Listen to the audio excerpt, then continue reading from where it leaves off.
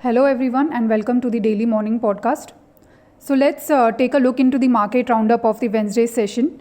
So, yesterday, Indian market were closed on the account of Ramzan Eid holiday. And if we look into the Wednesday's closing, then India's benchmark equity indices ended at an all time high closing after extending gains in the last hour of trade. The Nifty 50 also hit an intraday high of 22,775.7 levels, and the Sensex crossed the psychologically crucial mark of 75,000 levels. Sensex and Nifty both gained by about 0.5% each. The broader markets also participated in the gains as Nifty Midcap 100 clocked gains of close to 1%, that is 0.97%, and Nifty Small Cap 100 was up by 0.7%. Taking a look into the top 5 gainers and losers of Nifty 50 for the Wednesday session, then the top 5 gainers were Coal India, BPCL, ITC, Kotak Mahindra Bank and Hindalco. While the top 5 losers were HDFC Life, Cipla, Maruti, Divi's Lab and Shriram Finance. The sectoral performance of all the sectoral indices on BSE was mostly positive. BSE Oil and Gas clocked the most gains of 1.7%, followed by BSE Metal, which was up also 1.7%. BSE FMCG gained 1.2%, followed by BSE Services, which was up by 1.15%. Only BSE Auto stock index was sector index was slightly down by 0.004%. Rest remaining sectors closed on a positive note. The market breadth was also mixed. There were about 1,904 stocks that advanced, and against them 1,939 stocks saw declines. About 111 stocks scaled 52-week highs, which included companies like Aarti Industries, Anand Rathi Wealth, Bharat Electronics, Castrol India, Hindustan Aeronautics, etc. And about 5 stocks made 52-week lows, including companies like Gopal Snacks, Vinati Organics, SRM Contractors, etc.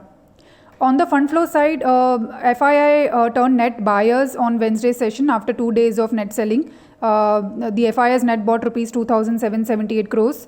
DIIs also continued their net buying position to the tune of rupees 163 crores on Wednesday session. So both FIIs and DIIs were net buyers. If we look into the global market cues for today, then firstly talking about the US market cues, the US CPI data rose at the sharpest pace since September month of 2023 in the March month. That is up by 3.5% year on year, which was higher than the expectations of 3.4%. The core inflation also was higher than estimate. Because of this, the US 10-year Treasury yields has spiked 22 basis points in the last 2 days to 4.56%, while the dollar index has also risen 1% to 105.3 levels. So the US markets reacted violently to the US CPI data, which was released on Wednesday, but recovered somewhat in the Thursday session after the release of PPI data, which was slightly encouraging. So if we look into the Thursday's market close, the Nasdaq ended 1.7% higher, while S&P 500 was up by 0.7%, and Dow Jones was almost flat in yesterday's close. Asian markets are mostly trading on the mixed side, and the implied open for GIFT Nifty is indicating a gap down opening for our market today. So slightly weaker opening we can expect for Indian markets in today's session. Taking a look into the Brent crude oil prices, the Brent crude prices have spiked again following the continuing geopolitical tensions in the Middle East, and is currently trading at $90.5 per barrel. Moving on to some of the stocks which will be in focus for today, then first one is Dr. Reddy's Laboratories.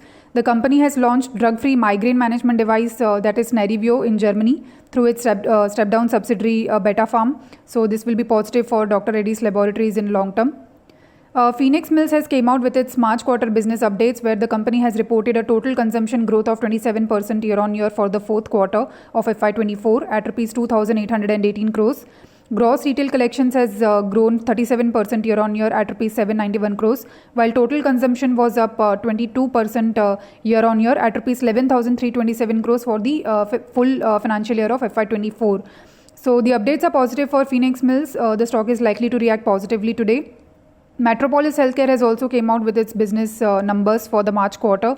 The company's core business revenue has grown 15% year-on-year for the fourth quarter of FY24. The company's B2C revenues has grown 18% year-on-year.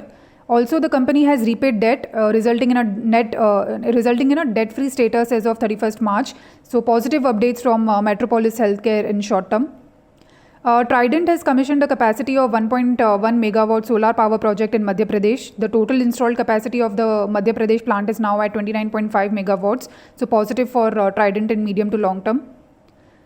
Computer Age Management Services is also in focus as RBI has granted authorization to the company to operate as an online payment aggregator. CAMSPay, the payment business unit of the company, has achieved a record-setting registration of more than 1.2 million mandates for UPI AutoPay in the month of March. So, positive for the company in medium to long term. Uno Minda has secured a land parcel in IMT Kharkhoda and initiated a ceremony for a greenfield alloy wheel plant. So, positive for Uno Minda in medium to long term. Varun Beverages has approved the investment into SPVs, that is Hyoban Energy 11 and Aspirative Creative Ventures, so positive for the company in medium to long term. PVR Inox has opened a 9-screen multiplex in Kochi in Kerala, so positive for the company in long term. Cupid has secured a commercial deal to provide 5.9 million female condoms in Brazil, valuing at rupees 23.1 crores, so positive for Cupid in short to medium term. CESC's subsidiary Purva Green Power has acquired 100% shareholding of Badla 3 SKP Green Ventures for 3.83 crores. So that's neutral to positive for CESC in medium to long term. NTPC is also in focus as the company's arm NTPC Green has shortlisted 4 investment banks for managing its 10,000 crore rupees of IPO. This is as per the report. So this news will be neutral for NTPC. Maharashtra Seamless has received a work order worth rupees 674 crores from ONGC for supply of casing seamless pipes. So positive for Maharashtra Seamless in short to medium term. L&T has completed divestment of its entire 51% stake in L&T infrastructure development projects to Epic Concessions.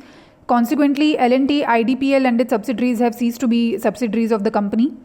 L&T Infrastructure Development Projects is a JV between L&T and the Canada Pension Plan Investment Board.